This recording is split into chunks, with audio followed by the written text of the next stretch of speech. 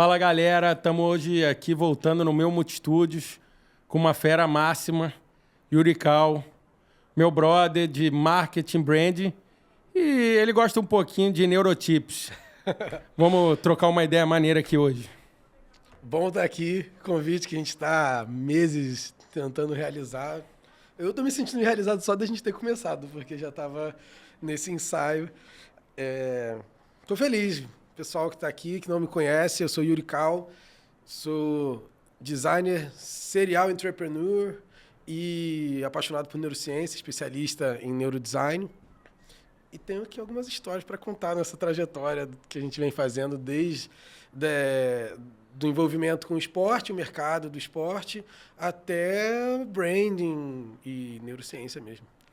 Hoje a gente vai pegar no pé dele, tem várias histórias maneiríssimas aí, Libertadores, Copa do Mundo, Olimpíadas, alguns causos no Cristo Redentor. Então, assim, além da gente falar um pouco da história dele aí de empresa, campanha e outras coisas.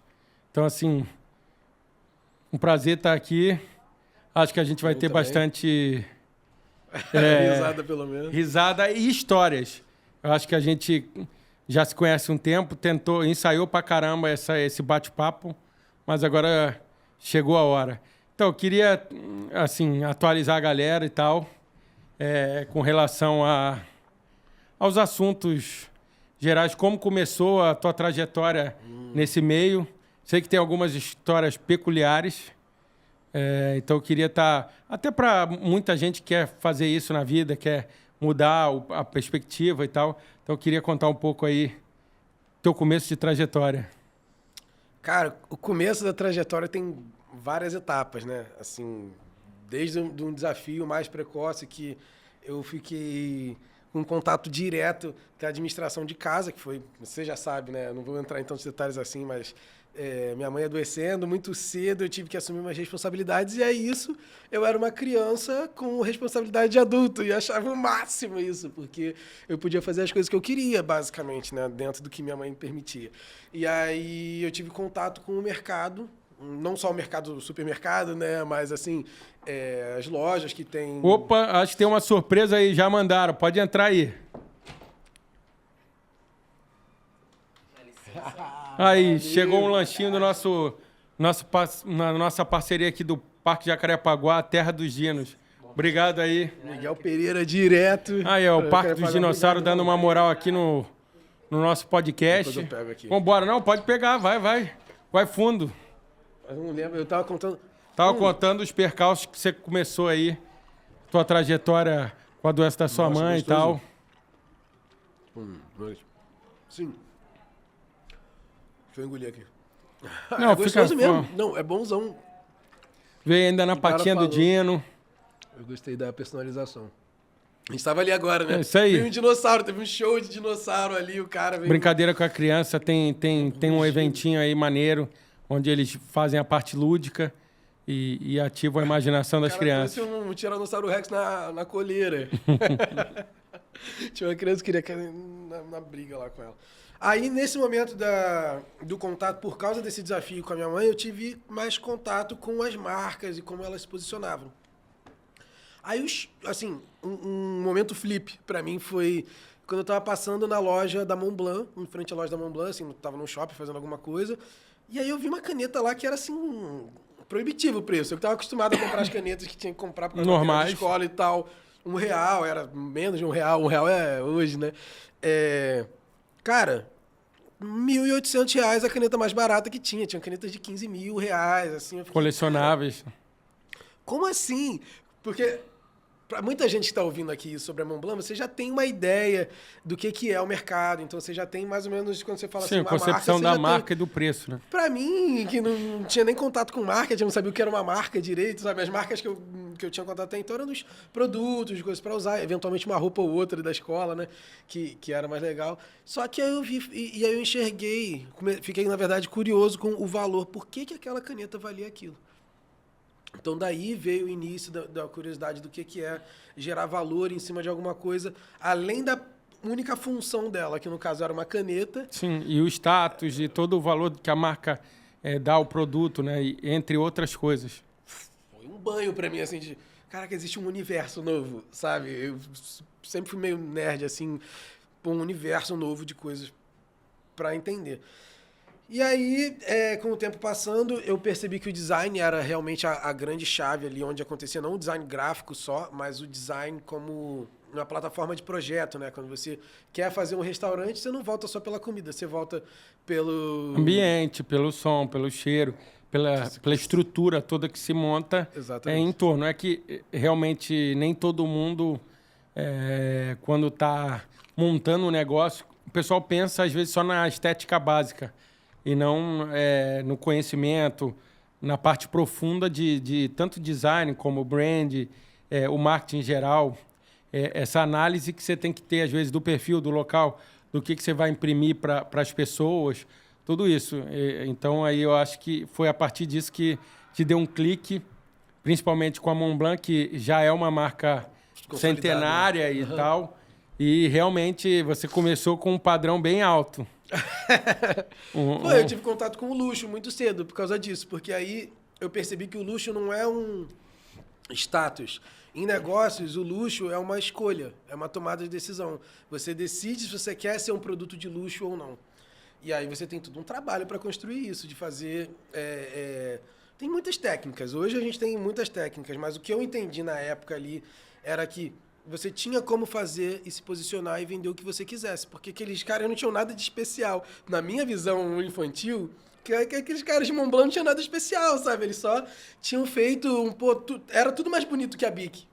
Era tudo mais interessante que a Bic. É que nem você falou, é um posicionamento. É só você pegar. É que hoje fica mais fácil das pessoas olharem, que hoje está na internet, hoje está em todos os lugares. Na época que você viu, não tinha isso. Então, cara, tem muita gente que olha e fala assim: a Bic e a Montblanc escrevem do mesmo jeito. Claro que escreve, mas cada uma tem o seu ponto, é o ponto-chave de cada uma. Tem umas que abrem para umas coisas e outra... a Bic é para escrever, não dá problema. A Montblanc, ela te dá um relativo glamour. Tem gente que coleciona, te leva num grupo tal, te trata de outro jeito, posiciona tudo.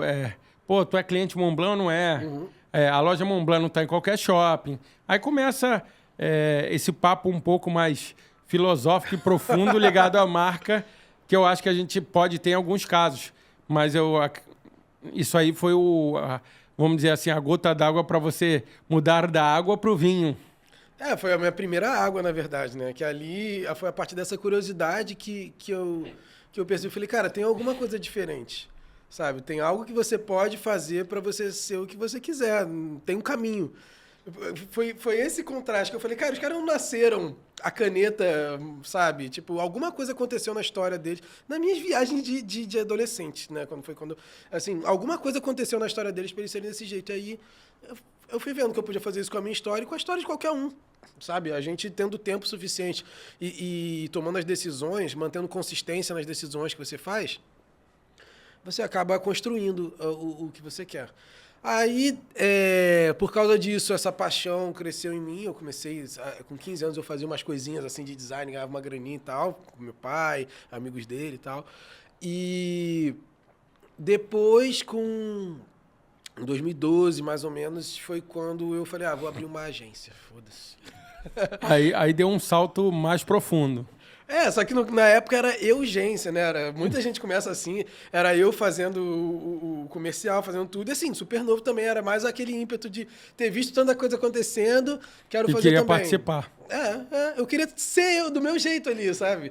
Eu tinha 21 anos, eu acho. 2012 eu tinha 21.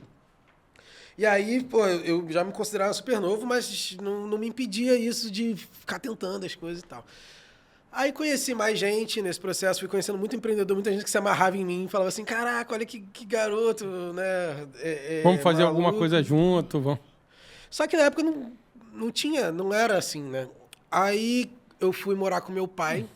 Cara, a trajetória, né? Nada a ver com nada. Eu fui morar com meu pai, mais ou menos uns 15 anos, e aí naquele processo de estar ali com ele, ele é militar. Era subprefeito da Vila Militar, e aí era envolvido com maçonaria, Lions, Rotary, assim, o cara era voltado para networking. E eu bebi muito dessa fonte vendo ele fazendo e estando nos lugares. Apesar de, na época, não saber como fazer a mesma coisa, né? Eu tava não, só você indo no tava embalo. só olhando pra ele, ó, isso aqui entrega isso. Pô, será como é que eu chego nesse ponto? Eu achava o máximo essas coisas dele, né? Admirei muito isso e aí fui absorvendo assim, o jeito de fazer as coisas. Mas o que foi realmente o ponto de virada de trabalho, eu acho, foi quando eu tive uma primeira experiência profissional, ainda que não fosse um emprego, né? Era mais ou menos um estágio, foi com o Maurício. Neo Trip. Em 2000... Foi quando o Maurício estava na Experimental, provavelmente. Ele abriu, ele me chamou e falou assim, caraca, cara, pô, preciso que tu me ajude. Eu já conheci o Maurício há muito tempo, então a gente começou a conversar antes. Ele falou, cara, você precisa de uma ajuda aí, cria marca, site, não sei o quê. Tem aí ele e o Bruce. E aí eu falei, cara, vou criar, pô, faz isso. Já tinha tido conversa com ele, com o pai. E aí, você eu acho que entrou ele já tinha um aninho, alguma coisa assim. Uhum. Ele já tinha dado um flyer, pelo menos. Ele já tinha um material básico, que ele falou, pô, com isso aqui eu vou. Entrou lá no grupo da Experimental, que tinha a ver com... Tinha um braço do pessoal da Mídias Mirabolantes. Uhum. E eu acho que a partir daí Biruta. vocês... Biruta, Mídias Mirabolantes. Foi isso, na época eles eram, tipo, top of Sim, mind de isso agência. Aí, estourado e tal, fazendo prêmio ESSO, essa porra toda, ganhando, saiu enfileirando. E aí, então foi aí que você acha que deu o ponto de virada. Entrou lá com o Mauricião, nosso contador de histórias. Então, quando eu comecei lá, foi minha tia. Minha tia trabalha com energia nuclear junto com o pai dele. E aí, um dia ela chegou pra mim e mostrou um flyer, justamente esse flyer. Por isso que eu falei, pelo menos um flyer ele tinha, que foi como eu conheci. Aí eu vi assim, deu pra entender o modelo de negócio na hora, porque era assim, você escolhe o que você quer fazer e coloca, eu vou fazer uma experiência educacional, turística, personalizada. Era isso, turismo personalizado, era esse o gancho do negócio. E quando eu vi, eu falei, caralho, que foda! Assim, pode falar as palavrões todas claro, aqui? Não, a ideia era... Ele fez uma disrupção. Eu só acho que ele não escalou na velocidade que precisava. A disrupção do negócio dele existia. Que ele tinha muito grupo de pessoas que ele poderia montar. Ainda não era tão falado isso que nem é hoje. Então ele fez a disrupção, só que... que nem a gente fala, o negócio não é só design, tem para tu fazer um negócio de sucesso, tem um monte de coisa. Aí você viu ali e falou assim, ó, esse aí, é esse que eu vou pular no barco. Porque eu olhei e falei, cara, eu sei como eu vou contribuir, eu tenho uma ideia de como eu posso contribuir, com ideias e tal, porque eu vi que ali tinha uma coisa consistente já tinha uma ideia, eu tinha esse background do design, né, que eu te falei que começou com a Montblanc e tal, mas nunca foi só essa abordagem, sabe? Foi uma parte ferramental que me atraiu muito, que até levou para outras coisas de design, além do design gráfico, mas foi o que me chamou muita atenção de... Na marca deles, né? Já era assim, já mostrava que quem estava envolvido tinha esse cuidado, sabe? Eu fiquei assim, cara, não sei, eu não sou tão místico assim, mas eu gosto de ir fazendo as coisas que vão se apresentando na vida, sabe? Vai apresentando e fala assim, cara... Não, tem coisa que a gente não sabe explicar, é um clique. É um clique. Foi. É um clique, foi. Eu falei, cara, eu vou pra lá. E aí eu falei com ele, Maurição, não era Maurição ainda que eu chamava ele, né? Mas assim, qual é, Maurício? Eu vou trabalhar aqui contigo. Você não precisa me pagar, eu posso vir aqui e vou trabalhar direto. E ele? Aí ele ficou assim, cara, como assim? Você é maluco. E aí ele já ofereceu uma ajuda de custo, pelo menos, sabe? Falou, cara, não tem como você ficar pagando pra vir e tal. Eu falei, mas... Fica, né, sem noção. Não, tu falou, não, é que você viu uma... a gente fala muito, tem muito pregador, pô, eu quero um cara experiente. O outro, pô, eu quero que alguém trabalhe. Aí o cara nunca trabalhou, não tem experiência e não tem onde começar. Então, assim, tu viu uma oportunidade no negócio que você gostava e falou, cara, o cara aceitou, eu vou pra dentro. É isso. E eu tinha acabado de sair do quartel, cara. Olha isso. É bem nonsense. É bem nonsense. Eu tinha ido... Meu pai me convenceu a fazer CPUR, que é uma escola de formação de oficiais temporários do Exército. Então, assim, diferente de você ser soldado, você é aluno. É mó playboyzice, mas, assim, tentam te botar pra ralar pra caraca, mas não tem o que fazer, porque são aulas. Basicamente, você tem que fazer a mesma aula lá dentro. E aí, esse dá toda uma outra história para contar. Várias histórias engraçadas aqui sobre o quartel e o que acontece. Não, pode, preso. Cara, a gente não tem um line-up de história. Vamos. Eu ia puxar as histórias engraçadas pro final, mas conta uma história legal aí da época de R2 ou então da Neo Trip, que a Neo Trip com certeza tem histórias maneiras. Eu não vou contar nada do quartel, não. Cara, conta uma que seja publicável do quartel, pô. Conta aí. Cara, eu tava sempre preso, eu era muito irreverente. Mas então, assim, tu era preso. Mas por que tu era preso? No quartel você é preso pelas coisas mais esdrúxulas possíveis. Tipo, você tá com o cabelo grande, eu tô com o cabelo um pouquinho maior, aí o pessoal já te prende. E assim, às vezes eu perdi a linha, realmente. Eu ficava brincando com os armamentos que eu não podia. Mas assim, nada muito perigoso. Teve uma vez que eu bati com um carro dentro do quartel, aí eu fiquei preso um tempo. Aí teve outra vez que eu tava preso por alguma insubordinação. Pensa em insubordinação. O cara fala, vai ali fazer não sei o quê. Aí você não vou fazer. Não vou fazer. Aí, tipo, preso. Já tá preso, mais final de semana não aquele pra casa. Seja do ano, você tinha 46 folgas, você perdeu 40. Duas. Eu teve uma vez que eu tava preso e aí eu falei, vou jogar videogame lá. Eu tinha a chave, eu era do Grêmio, então eu tinha alguns acessos lá, quando tinha umas missões, eu ia lá curtir e tal. Aí o que eu fiz? Eu tinha a chave do posto de comando, então eu fiquei lá jogando videogame. E aí o oficial de dia chegou, me viu lá e falou, aluno, porra é essa? O que você tá fazendo?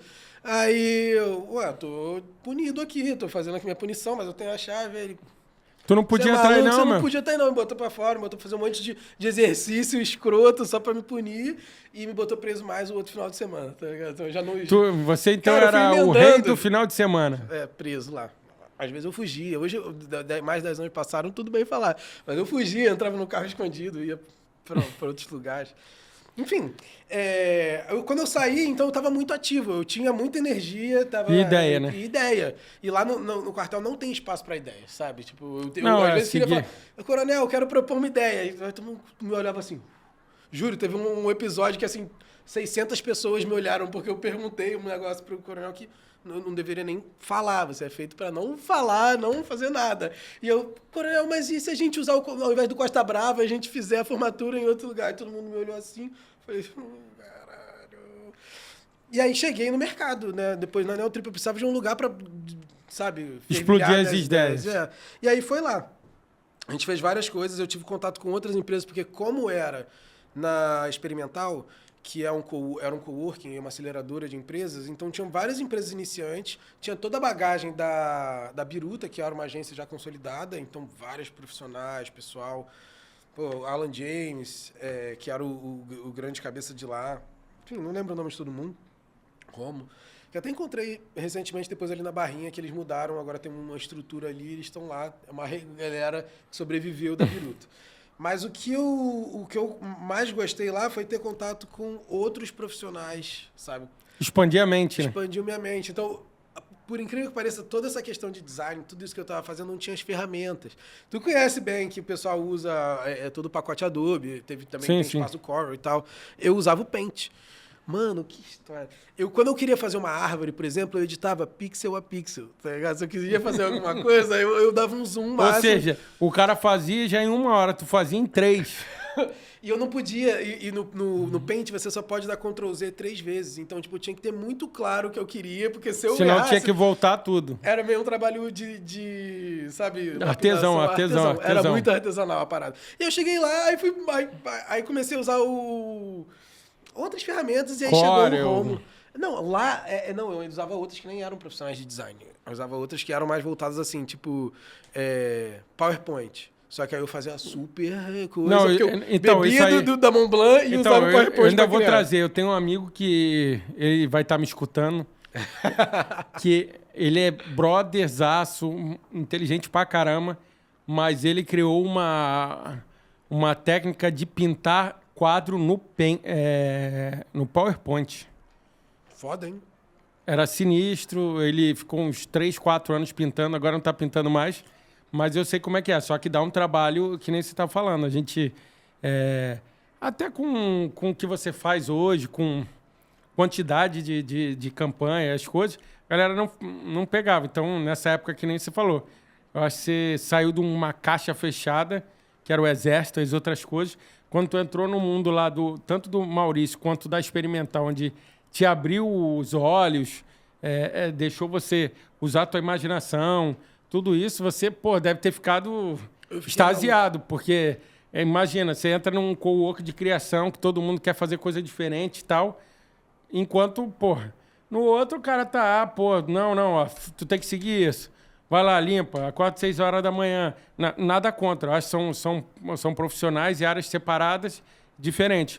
Mas tu acabou, acho que, achando um caminho para chegar no que a gente está hoje. Então, assim, eu acho que... não vou ficar perguntando que... Eu já senti que as histórias do quartel são pesadas. Pesado. Então, vamos passar para... Vamos passar para a parte da experimental. Fase, né? Eu acho que tem bastante... Você deve ter experiências para contar. O pessoal sempre quer saber o quê? O que você fez diferente na Neotrip? O que você começou a fazer diferente na experimental para você caminhar e chegar, que nem a gente vai falar mais tarde hoje, de você estar como head na Absolute Sports.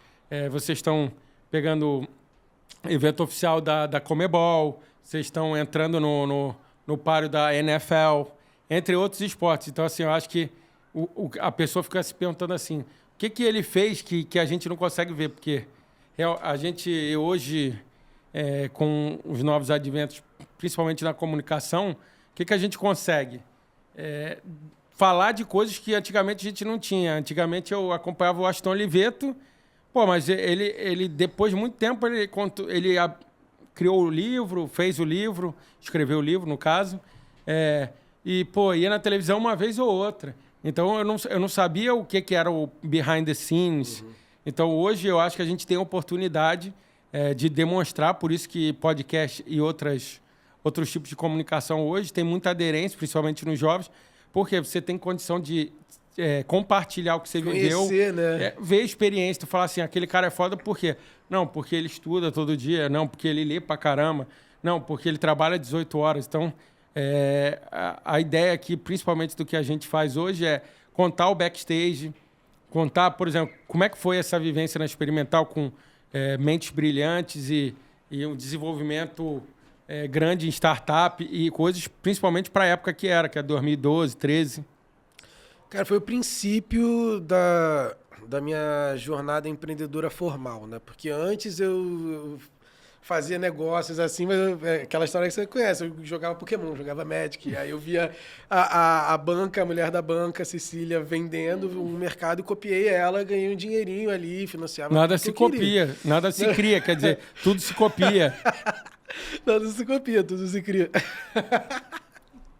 E aí, depois, mais tarde, já na Experimental, eu via outras pessoas que tinham as mesmas dúvidas que eu, estavam às vezes um passo na frente, outras um passo atrás, que era como empreender de fato. O que você precisa numa questão legal, o que você precisa numa questão de marketing, uma questão de produto, uma questão operacional, uma questão de recursos humanos, como que você faz um negócio. E lá, o que era muito interessante, eles tinham o Papo de Quinta, que eu criei um pouco do conceito, era muito colaborativo lá. Papo de Quinta rolava quinta-feira, mas era também uma brincadeira que ser um papo de quinta categoria, porque assim, uma conversa informal, que combina muito com o espírito carioca, e a gente trazia vários empreendedores já muito bem-sucedidos do Brasil. O Osiris, fundador da Embraer, né, uma companhia de fabricação de aeronave aqui no Brasil. Então, ter um contato com um cara que é tão grande assim. O Edu, do Grupo Trigo, que, hoje está gigantesco. Hoje está gigantesco. Comprou o Shining Box e tal. Que hoje eles devem estar com mais ou menos 3 mil lojas. Antes, assim, eu perguntava coisas pra ele, ele sabia de cada loja. Eu falei, cara, e a loja lá da freguesia e tal? Ele, essa loja, porque era uma misturada da Domino's com a Spoleto. E aí ele sabia exatamente o contexto não, era da Cone com o Spoleto, porque em frente já tinha uma Domino's. Então ele sabia o contexto de cada loja. E eu via que o cara, mesmo sendo um mega empresário com 3 mil lojas só do Grupo Trigo, né? Fora os outros negócios. E eu falei, e era muito inspirador. E ver o Billy Nascimento, que me apresentou a neurociência, o cara que veio com... Falou assim, cara, você sabe o que é usar o cérebro nesse contexto? Foi nesse momento que eu tive contato a primeira vez com neurociência. E neuromarketing e tudo que se desdobra disso. Então foi muito foda a experiência na experimental por causa disso.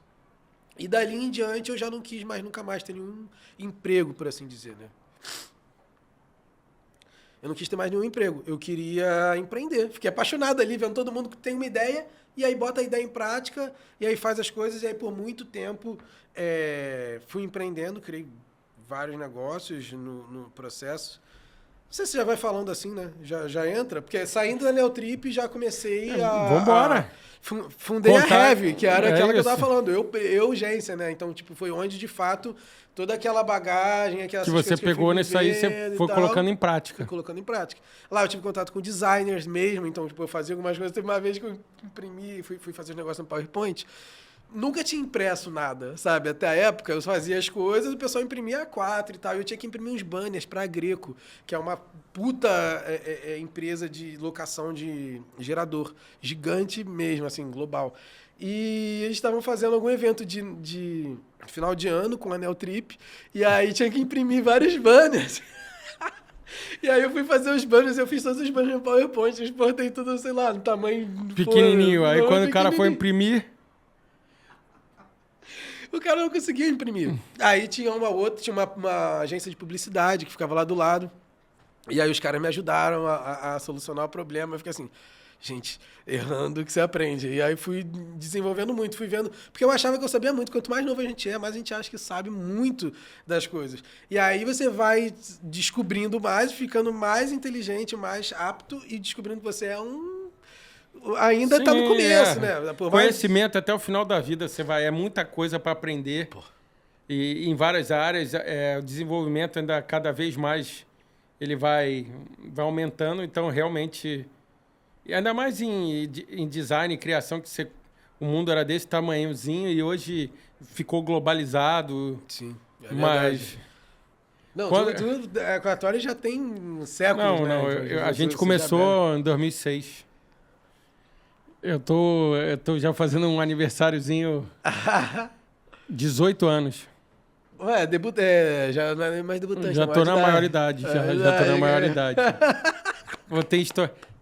Essa parte aí e sempre... aí, cara, 18 anos de emprego. Vou inverter agora uma entrevista, né? Cara, 18 anos de 18 Tori. anos Como assim? de Tori. Cara, é o que a gente tá falando aqui. Tem muita história, assim, engraçada. Quer dizer, hoje é engraçada, né? É o que você tá falando. No momento que a gente começa a fazer, ou que você pega alguma coisa que você fala assim, caralho, essa parada aqui, eu tô vendo isso aqui, vou fazer, mas vai dar certo. Vai dar certo. No final dá certo, mas você passa uns sufoquinhos da vida. Então, assim, eu acho que tem bastante experiência. Eu peguei muita experiência porque comecei na faculdade em 2004 e em 2006 eu abri empresa. Que nem você está falando. Eu acabei fazendo um jump quase. Eu fiquei 1 ano numa empresa, num estágio, e já meti o jump logo direto, meio de louco. Falei, vou fazer, e eu botei na cabeça que ia fazer, e isso aí eu tenho. Não. E aí quando eu viro a chave para fazer, é difícil. É o que a galera fala, é difícil vencer alguém que nunca desiste. Então a parada é consistência todo dia e cara, e procurar, que nem a gente fala, assim, a gente sempre pensa como na Tori, a gente sempre pensou em tailor-made. Então a gente cria sob demanda, a gente produz coisas diferentes. Eu nunca tive, não vou dizer que eu não queria ser um Washington Oliveto, Nizam Anais, esses caras aí, claro que queria. O Serpa, entre outros caras, são gênios da propaganda e, pô, fizeram coisas surreais. Isso eu sempre gostei e foi o que me atraiu tanto na comunicação quanto na publicidade. É a gente transformar a mente do ser humano descobrindo as coisas. Mas eu tinha visto o mercado, como eu era pequeno, e quase trabalhei na Duda Propaganda. Eu fugi por uma vírgula. Eu fugi de alguns saíram por uma vírgula. E aí eu falei, cara, vou montar a parada. Juntei mais 3 amigos e falei, vamos embora. Vamos descer a lenha e começou. E peguei alguns amigos e fui fazendo. Mas é mais ou menos o que você está falando. Então, assim, é você pensar no que ele mudou. Assim, no início eu tinha muito impacto em relação ao que a gente fazia. De falar assim, caraca, ainda acontece quando a gente pensa em assuntos diferenciados, tipo, fiz um negócio pro Rock in Rio, que nem a gente fez aqui, o primeiro estúdio dentro de um shopping, podcast diferenciado, eu fiz o primeiro projeto. É um Austin Oliveto vibes, né? A ideia sempre foi essa, assim, eu tive com o pessoal que fez o primeiro projeto incentivado do mundo na Ambev, esportivo, então, assim, fiz o primeiro evento de 2016, pós-Olimpíada de um ano. Então, assim, eu tive envolvido em momentos marcantes, apesar de não aparecer tanto, mas eu tive envolvido com bastante projetos relevantes. Por isso até que é o que a gente troca a ideia e acaba falando de, vou trazer, que nem está surgindo esse programa que eu estou fazendo agora e tal aqui, trazer a galera tipo você e outros que a gente vai trazer. É isso, eu tive relação com muita gente, comecei a trazer muita gente para outros programas e a galera me cobra. E aí, tu não vai fazer, não? Vamos. Teu, né? Agora... Não vai trazer para a gente falar, para a gente trocar ideia. E eu falei, cara, não quero fazer, não tenho nome e não sei o quê. E começou indo e a gente já... Esse aqui é o 4º programa. E contando, acho que minha meta aí é chegar próximo aos 1000. 1000 já vai estar muito cascudo. Mas... Pensa 1000 programas, cara. Pensa 1000 programas. Então, vou te dar um número atualizado.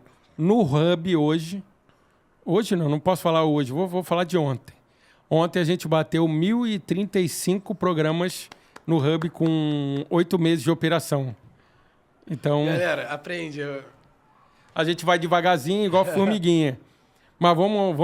Não vou tomar o programa, não, senão... Vamos voltar Vamos voltar lá. Eu quero tirar histórias cômicas e divertidas. A gente já fez um papo aqui no bastidor, ali quando a gente estava no nosso parceiro master aqui, que é o Dino, aqui no Jacarepaguá.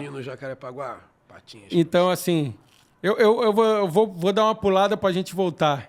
Eu queria que tu contasse aí um episódio que aconteceu recente no Cristo Redentor, que eu fiquei sabendo aqui, o Cristo tem alguns problemas com natureza, deixou o pessoal em maus lençóis. O Cristo em si não tem problema nenhum, né? A natureza que teve um problema com o dia. Cara, essa história, eu não sei o quanto dela... A gente estava lá conversando, a gente falei que é delicado, porque no momento que aconteceu, a gente teve que abafar, óbvio. Porque a gente ainda não sabia como lidar com a situação. Basicamente é por isso, porque tem impacto, foram as escolhas e tal, assim... Mas o que é engraçado da história? Não sei se vocês sabem aí, audiência em casa, mas aqui no Rio tem fenômenos naturais que são aterrorizantes, cara. Eu tive num furacão tipo 2, lá no Cristo Redentor. Aí você pensa assim, como assim furacão tipo 2? Você tá lá em cima, você tá montando um evento. A gente foi fazer um evento em função da Libertadores 2023. Aliás, o que tem de história dessa Libertadores... Então, hoje a gente vai destrinchar a Libertadores 2023. Nossa, tem coisa que eu nem quero contar e não vou contar, mas tem assim... Essa, assim, para muitos foi show de terror, para todo mundo foi show de terror. No claro, momento, na hora né? sempre... Toda a história engraçada, deixando claro aqui, nada... tudo... Cristo é lindo, todas as coisas são lindas, mas toda história engraçada, a gente como empreendedor e como alguém que já passou por muito problema, no momento ela é aterrorizante e você resolve, e depois de um dia, de 1 hora de coisa, você vai usar aquilo como exemplo e vira uma história engraçada. Basicamente é isso. E aí, como a gente não está passando isso no momento, a gente vai se deleitar com a história. Então, vamos lá. Cara, jantar, a gente estava fazendo um jantar, não vou entrar em todos os detalhes, mas a gente estava fazendo um jantar para comer bol. E tinha alguns convidados, assim, muito ilustres, além dos jogadores e os clubes. Tinha o presidente da FIFA, Infantino, tinha o presidente da CONCACAF, presidente da Comebol, o principal, que era quem estava convidando, que era o Alejandro. Presidente que faz a Euro, qual é o nome? UEFA Champions. Da UEFA. Cara, todo mundo lá, figuraças, todo mundo importante. Mano, em algum momento, dado momento, vamos começar a cerimônia. Então, todo mundo subindo. Eu estava responsável por várias partes de marketing, então estava supervisionando algumas coisas, mas tinha equipe para tudo, segurança, bombeiro. Mas algo que ninguém esperava, juro, ninguém esperava. Tanto ninguém esperava que a gente ia fazer o show de drone. Pela primeira vez, um show de drone no Cristo Redentor. Então a gente combinou com o Rob, que era o cara dos drones, faz vários pro Alok, né? Aqueles maneiraços. A gente falou, vamos... Vai ser irado. Ninguém nunca esperou. Aí a gente contratou a empresa que faz as projeções para poder sincronizar o drone com a animação que ia aparecer no Cristo e causar um momento que complementasse o discurso do Alejandro. E aí, chegando ele lá, começou a dar um ventinho de leve, assim. E aí, quando eu cheguei lá em cima, já tava um vento maior. Aí o Rob falou para mim, cara, que vento é esse? Do nada, falando dos drones. Não, tá suave, vai dar certo. Vai parar. Aí fui subir, né? Tem aquela escada rolante lá, eu fui subindo as escadinhas, também tem o elevador para acessibilidade. E aí, quando eu cheguei lá, o vento já não tava engraçado mais, já tava legal, assim, tipo, ventando. Maneiro. Mas todo mundo pensando, tudo bem, a gente tá muito alto, é o vento tradicional daqui, não tem nada demais. Vamos seguir a cerimônia. Então tava lá o nosso amigo Rodrigo Chá, que você conhece, com o saxofone tocando. Aí ele passou e tal, aí veio o Alejandro. Na hora que ele pegou que passa? Começou a falar, passou uma cadeira voando. A lá Twister. Tava muito twister. Tava voando, passou uma cadeira. E aí, dali em diante, começou a voar muita coisa. Tipo, o pessoal estranhou uma cadeira voar que ninguém tacou, né? Sim. E aí começou a cair tudo. Então, a iluminação caindo. E aí, vidro voando pra todo lado, porque tinha uma decoração linda que fizeram com vela dentro de um vidrinho e tal. Ia ter um coquetel lá em cima. Cara, aí começando a voar tudo. E todo mundo indo pro chão. Abaixando as pessoas e assim, eu falando, o que está acontecendo? Não é possível. Tava tudo pronto, as cadeiras saiu voando. Então teve uma hora que aí eu tava já começando a ajudar os bombeiros a botar as coisas no lugar.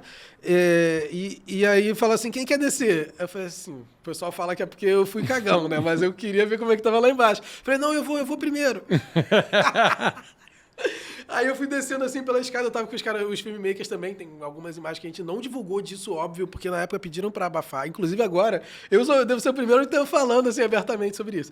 E aí a gente desceu, pensando em ver como é que ia ser a estrutura, e tava só pior, cara. Eu juro, furacão não foi uma brincadeira, apesar de eu estar falando assim, agora a gente tá rindo. Na hora, as árvores começaram a cair, o trenzinho, o bondinho que ia levar o pessoal de volta, caiu, travou, parou de funcionar, então não teve como, então ficaram horas o pessoal preso. Não tinha como subir as vans para poder buscar, nem os carros, porque tava cheio de árvore caída no caminho, então a guarda... Florestal tinha que ir lá, os bombeiros para poder cortar e abrir caminho. Cara, foram momentos tensos mesmo, assim, tipo... A pergunta que não quer calar é...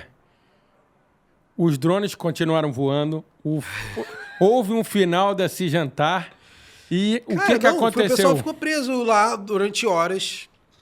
Cara, já não... O pessoal ficou preso durante horas. Aí, hoje a gente rindo, né? Mas na época o pessoal não tinha certeza se ia sobreviver, cara. Então você imagina lá, o pessoal que se arrumou pra, vou estar num evento de gala da Comebol, sou convidado da Comebol e tal, e todo mundo lá em cima, e o pessoal já não tinha mais certeza se ia conseguir voltar bem pra casa. Teve horas que teve gente se escondendo, no Cristo tem uma capelinha, o pessoal se escondendo na capelinha. Cara, foi doideira. No final, a Paula descendo com a taça, porque ela... tava lá em cima, então é uma coisa que não pode destruir, apesar de ser uma réplica, não pode destruir, né? Porque ela simboliza a de verdade. E aí eu tenho os vídeos pessoais, é tudo engraçado, assim, porque é tudo coisa voando, o pessoal imagina festa, todo mundo bêbado, sabe? Se você quiser ter uma noção, é só tu pensar no Twister, pô. Realmente vaca voando. É isso aí. Foi o que a gente deu exemplo aqui. É engraçado hoje, mas realmente na hora com certeza não é. Mas qual é a lição que vocês tiraram disso aí? Cara, eu tenho uma lição que eu adoro, até tatuaria no corpo, que não é religiosa, apesar de falar de Deus, que é o homem planeja e Deus dá risada. Que é como a gente não tem controle sobre, de fato, o que vai acontecer. Que a gente acha que tem, né? Então a gente fez toda uma segurança, antiterrorismo, antibomba, antinuclear, controle de acesso. As autoridades não podiam levar todos os seguranças que eles queriam, porque o espaço era pequeno, era um lugar super reservado. A gente fez toda a operação, cuidou de todos os detalhes, para no final chegar, cara... E o vento? Violento. Então, aí não chegar o vento que tu não tinha... Mostrar. Deixa eu ver se... Não sei se vai dar pra mostrar aqui, né? Depois bota. A gente coloca o vídeo, a gente coloca. Tá aqui o vento. Aí o vento mais alto, que você pensa, nossa, isso aqui tá ventando legal. Comparado, é uma... Enfim. Aí a gente tava rindo ali fora, e agora? E eu lembro da cara das pessoas, todo mundo que tava todo fino, né? Arrumado. Todo mundo por dentro, nervoso. E depois fim de fé, todo mundo... Aí conseguimos... Bom, né? Toda essa equipe de segurança conseguiu levar todo mundo para baixo e tal, salvaram. A gente conseguiu ainda comer, ver um show de samba, finalizar, mas assim, abalou, né? Os idealizadores, meu amigo, né, lá da Absolute, ele ficou malzão dias, semanas, meses, não sei nem se ele se recuperou até hoje, sabe? Tipo, era uma coisa que ele queria realmente tirar uma onda imensa, mostrar a capacidade do negócio e, assim... Não quiseram que acontecesse. Eu até zoei, porque a campanha... Nossa, cara, a campanha da Conmebol era um furacão. Viu? Os caras já tinham adivinhado o que ia acontecer. O furacão no peito do Cristo não deu certo. Mas vamos lá. Tem como pedir outra pro nosso patrocinador? Acho que... Vou ver aqui se o pessoal consegue trazer uma cervejinha aqui. Vamos ver. Mas tem mais história que eu sei. Não, a gente só contou uma que tava meio perrengue. Assim. Muita gente não vai achar graça disso que a gente tá contando, mas muita gente vai rachar o bico. Isso é uma história recente. História recente, assim, tem algumas histórias de antes do Absolute. Não, eu quero bastidor, eu quero história engraçada aí. Não, conta uma aí, ó. Disseram aqui, acabei de receber uma mensagem que vocês conheceram... O Ronaldinho num negócio milionário.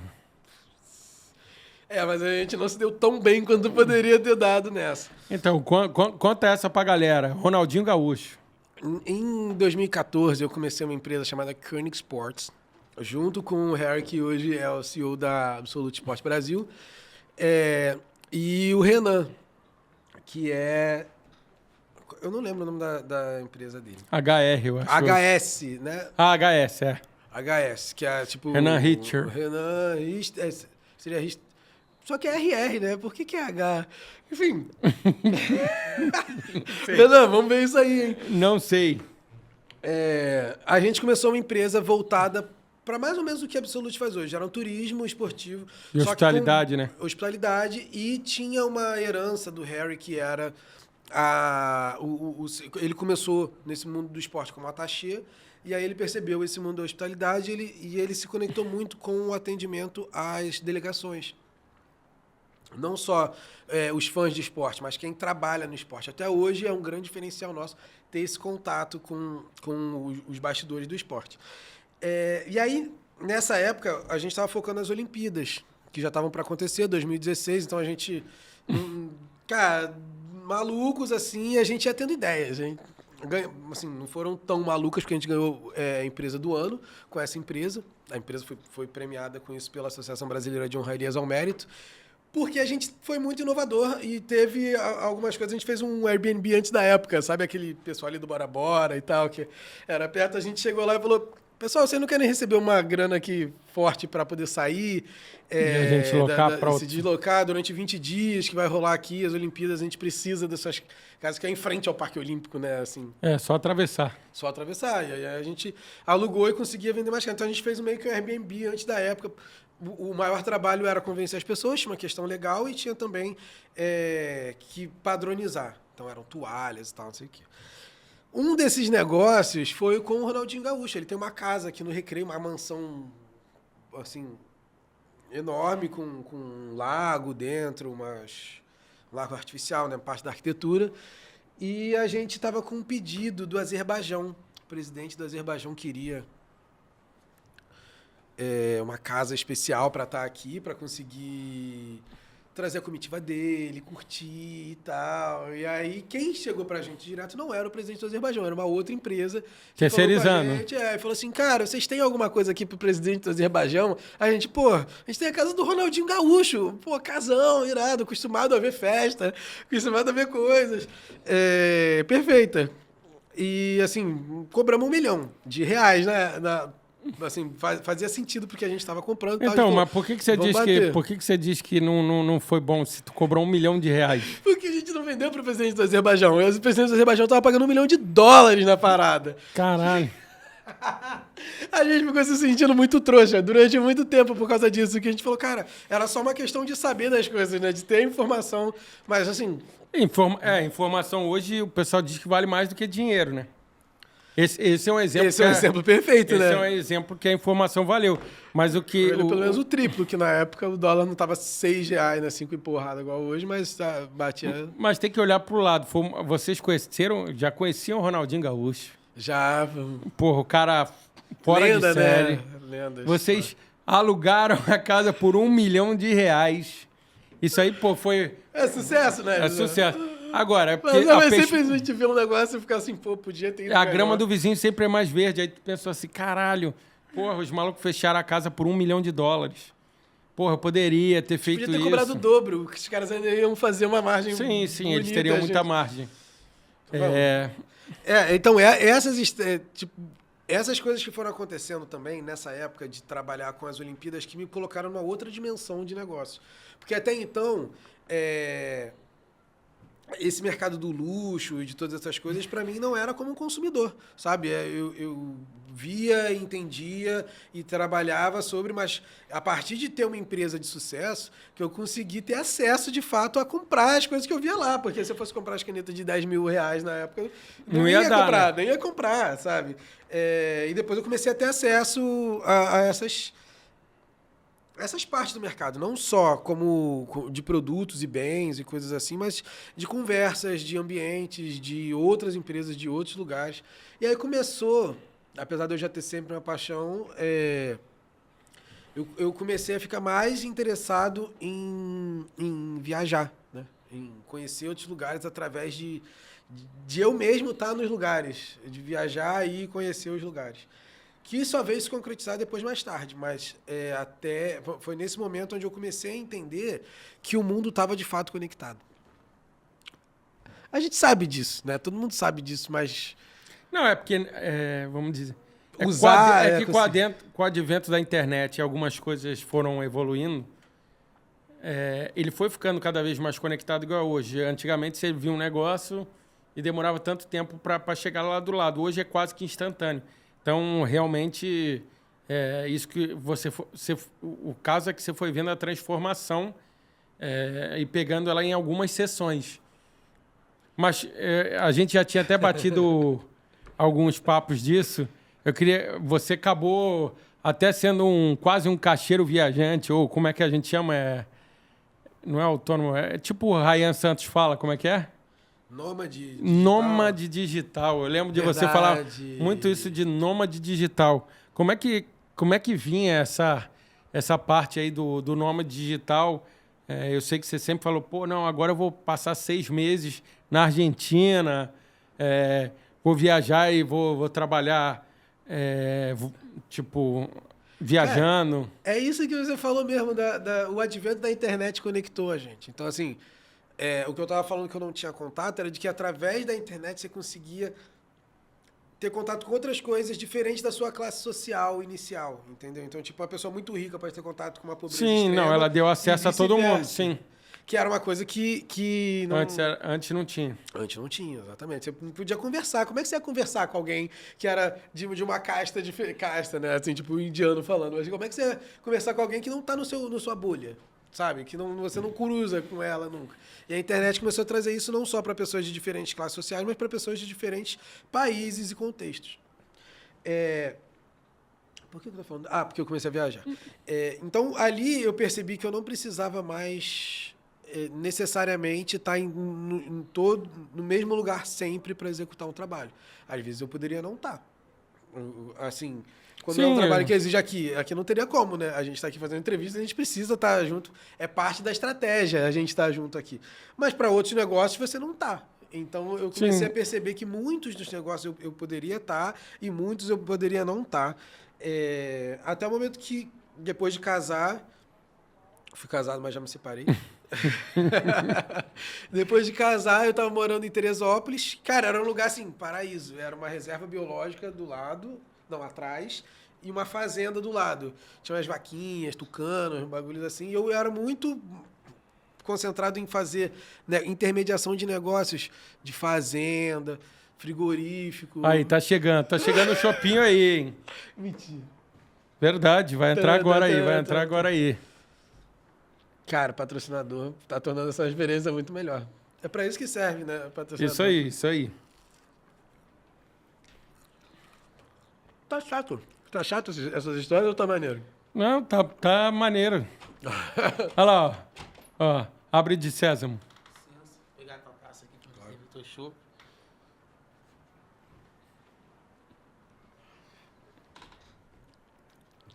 Pode continuar, vambora. E aí, depois de casar, cara, por um motivo nada a ver, minha ex-mulher era muito idealista e ela era totalmente anti-Bolsonaro. Eu não entro em questões políticas, discussões e tal, mas ela entrava, tá ligado? E ela é totalmente aí tinha brigas. Assim, chegou um ponto... Olha lá, foi rapidinho, ó. Bim. Caraca, o chopeiro ali atrás, né? Obrigado. E aí chegou um ponto onde ela falou assim, não, Bolsonaro foi eleito, vamos meter o pé. Eu só precisava de um peteleco, entendeu? Pra ir embora, pra ir embora. Não você precisava nem ser é Bolsonaro porque, nem nada. É porque você já tava querendo ou não, você já tava na cabeça do nômade digital. É o que você falou, você já tinha chego nessa parte onde muita gente, não é você, no caso no Brasil tem muito essa coisa, se eu ganhar 1 milhão, pô, eu vou morar fora, vou ficar viajando, isso aí já é uma coisa, é uma cultura que tem 10, 20 anos. Pô, eu quero viver viajando, se eu posso trabalhar viajando e tal. Então, assim, foi só a gota d'água. Falou, pô, ela quer, eu já quero, então vamos embora. Vamos pra onde? Pra Argentina, não foi? Isso aí foi aleatório. Eu não sei por que a gente escolheu a Argentina, eu acho que foi uma coisa meio assim... o que era talvez mais no conveniente. momento. Era mais conveniente. Moeda... Versus o dinheiro, o real estava valendo bastante nessa época. Bom. Até com relação ao dólar, ele não estava tão fraco assim. Era uma coisa... Hoje eu pelo menos valia o dobro do que vale hoje em relação ao dólar. E em relação ao peso também. Apesar da inflação lá estava violenta. Assim, o metrô em 3 meses mudou de preço 3 vezes. Era muito rápido. Caraca. Tava, tipo, mudando o preço toda hora. Mas aí eu fui com uma perspectiva diferente. Apesar de eu estar contando histórias aqui de sucesso profissional, empresa, corporativo, grana e tudo, eu tenho uma veia muito low profile. E a viagem foi totalmente low cost. Eu fazia trabalho voluntário.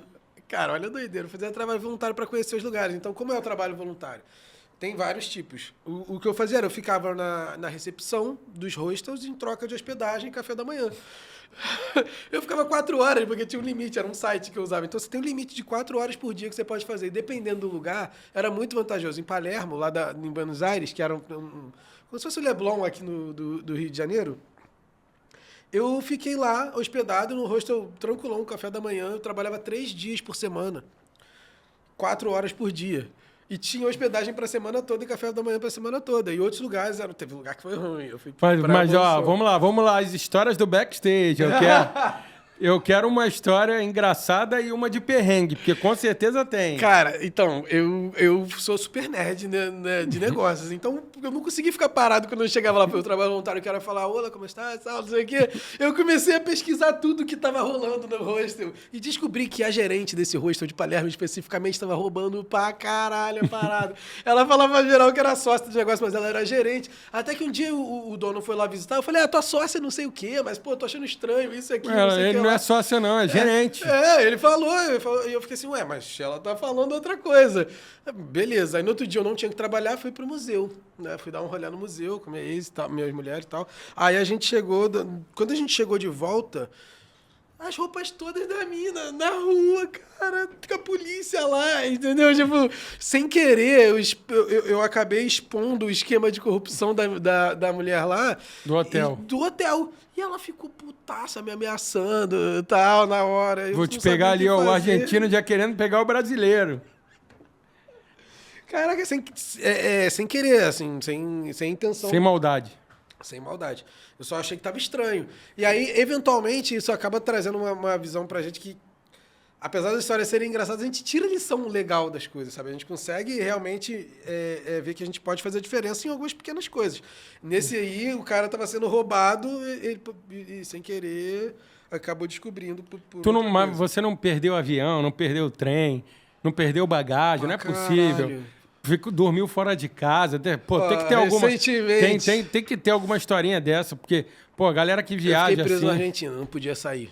Nessa época? Nessa época, porque você tem uma quantidade limite ali como visitante pra ficar. E eu passei, e muito. Tipo, você pode ficar, acho que 3 meses, se eu não me engano. Eu fiquei quase 1 ano na Argentina, indo de cima pra baixo, em todos os lugares daquele país lá. Hoje eu você achava é local. que era pequenininho. Hoje você é local da Argentina. Esse local de aí, pues, charlar com todos e não passa nada. Mas, tipo, e foi outra coisa, eu aprendi também a falar espanhol lá. É uma parada, assim, lições pra aqui. Se quiser aprender alguma coisa, se joga onde as pessoas fazem isso, tá ligado? Então, preste atenção nessa trajetória toda que foi vindo. Pra aprender a empreender, eu tive que estar no meio ali do olho do furacão. Não, o furacão foi mais tarde, né? Eu tive que estar no meio das empresas, dos hubs. E aprendendo sobre isso. E aprendendo de verdade, cara. Você realmente, quando tá se jogando nos lugares, é onde você aprende. Se você não tiver medo de passar vergonha. Você vê que eu me jogo e passo várias vergonhas. E essas vergonhas te ensinam, basicamente. Você vai aprendendo. Eu aprendi a criar conteúdo nessa época também. Então, eu comecei a ver vários vídeos e queria gravar. Foi por isso que hoje você me vê gravando toda hora. Eu tô toda hora gravando alguma coisa. Porque a minha ideia é meu hobby. Eu descobri isso com o professor de Kung Fu do meu assistente. Fui lá numa cerimônia do chá, tá ligado? Aí eu falando pra ele, não, eu tenho 2 profissões. Eu tenho essa profissão e essa outra, mas essa aqui não me paga nada e tal. Ele falou, legal saber o seu hobby. Eu fiquei assim, caraca, criar conteúdo é um hobby, então... Porque realmente... É tipo o aeromodelismo pra mim, sabe? É uma parada que eu faço pelo prazer, não é pelo... Não o aeromodelismo mesmo, que eu não piloto, mas é um prazer enorme ficar criando conteúdo, divulgando conteúdo. Mas assim, perder voo, nossa, várias coisas, né? Além dessa vez que eu não pude sair da Argentina, eu queria sair e não podia. Aí você tinha que marcar pra poder sair, porque se você ficar ilegal no país, muita gente não sabe, você não pode sair mais dele, você tem que pagar, você não pode falar assim, valeu, fiquei aqui, você tem que pagar multa. Então, aí como que resolve?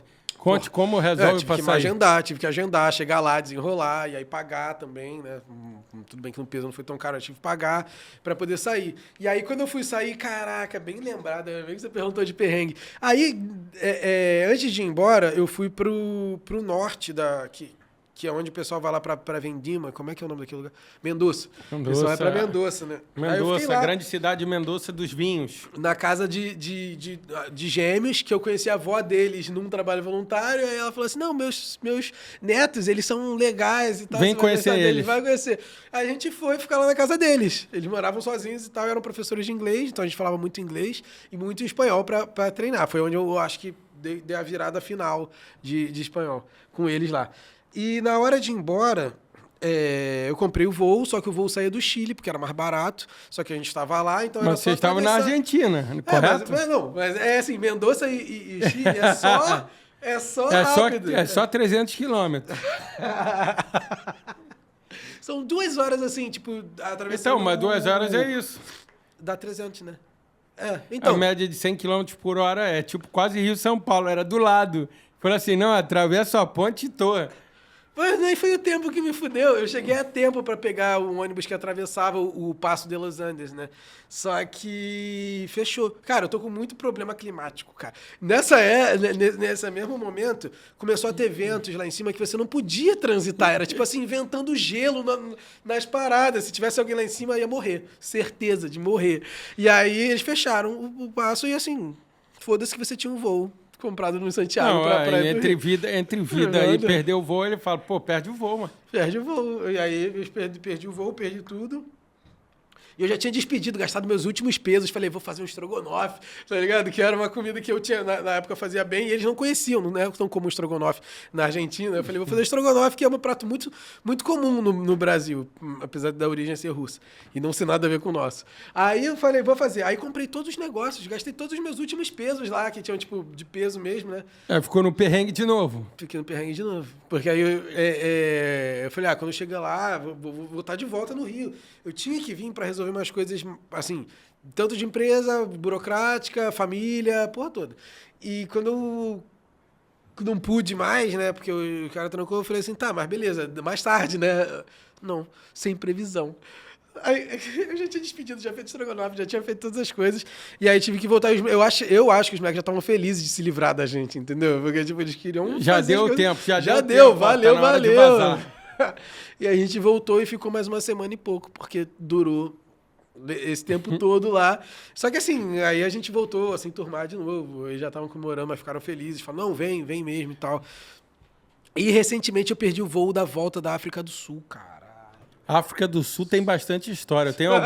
Eu tenho alguns amigos que tem os ovos das. Como é que chama? Dos avestruzes. Tem o dinheiro black. Caraca. Tem as paradas da polícia que o pessoal dá dura direto. Tem umas histórias. Tem o toque de recolher. Eu sei de umas histórias aí. Só história tensa, sei né? umas historinhas. Queria que você contasse aí umas 2, 3 histórias engraçadas e que podem ser publicadas. Que podem ser publicadas, beleza. Então só sobram 2 mesmo. Tá bom, vambora. Não, tem uma cultura na África do Sul que o Denis brincou comigo que era TIA, This is Africa. Que é assim, só lá, aqui na África, tem um jeito específico de fazer as coisas. E a galera, basicamente, se você der dinheiro, eles fazem qualquer coisa que você quiser. Então, eu tava lá fui para um clube, lá com o pessoal, e aí eu subi, assim, na escada, rapidinho, só para poder subir mesmo. Aí veio um segurança broncudão, pum, deu um empurrão. Eu falei, caraca, que isso, mano? Tá ligado? Tô no Maracanã, pô. Maracanã. Pô, o maluco chegou me agredindo. Aí o Denis falou assim, dá uma gorjeta pra ele. Aí, sabe? Aí eu falei assim, mas... Ele falou, cara, vai. Gorjeta por apanhar? Não, tipo, o que eu vou fazer com isso? Gorjeta, o cara é mó escroto. Aí ele falou assim, não, cara, tip him. Aí eu falei, tá bom, vou lá. Aí peguei, e a nossa moeda pra eles é de 4 vezes. Então, assim, se eu dou 100 conto, eu tô gastando 25. Eu falei assim, tá, beleza, vou dar aqui 100 conto pra ele. Aí dei 100 conto, E aí ele subitamente mudou. Denis conhece tudo dessa porra de África. De repente o cara mudou e começou a expulsar as outras pessoas que entravam na minha escada, tá ligado? E a escada virou minha. Você virou área VIP, virou VIP. Então, tipo, chegava alguém assim, aí eu fazia assim, ó. Não. Aí ele já quicava, ó, você não pode ficar aqui não. Aí vinham umas minas estranhonas, eu falava, não. Eles falavam, desculpa, vocês não podem ficar aqui não.